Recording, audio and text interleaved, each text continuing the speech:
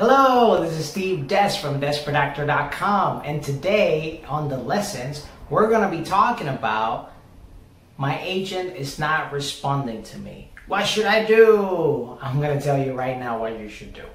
So if you've been trying to communicate with your agent for the longest time, primarily through email, that's typically the way to go.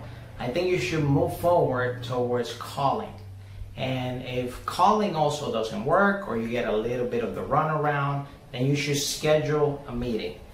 Typically, your agent should have a receptionist or someone working the phone if it's not themselves in person doing that, and you'll be able to schedule a meeting. And if it gets to the point that you actually cannot even schedule a meeting, I would just go straight to the office and try to talk to them. If that's what you're trying to do, you gotta identify what is your primary goal on contacting the agent. Of course, if your primary goal is to get more work, then perhaps if this agent doesn't seem that they're interested in you, if it's a very one-sided situation that you are the one constantly trying to contact but they don't even put any effort or anything to contact you, and some time has passed by and it's the same exact situation, then it is the time for you to leave fully. I took a commercial class not that long ago with Coach Mike Pointer, great coach, and he had this rule of like in between 5 to 7 weeks you haven't gone out and you haven't communicated with your agent, leave them.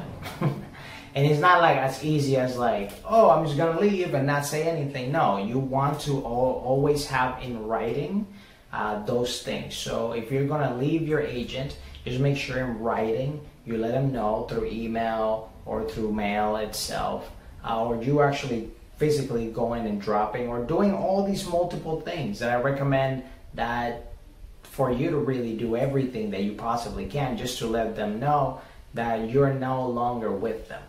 If you are already in the union, let's say you're SAG-AFTRA, then you have to send a letter not only to the agency, but also to the union, just so they have it in their books that you are no longer going to be with this agent. And if you already have booked a role with this agent or this agency already, then you might be in a position where you could be breaching the contract. So you have to make sure that you actually read all the details of your contracts and you have a copy of your contracts for you to know exactly the period of time that you signed for and what are the clauses of you exiting.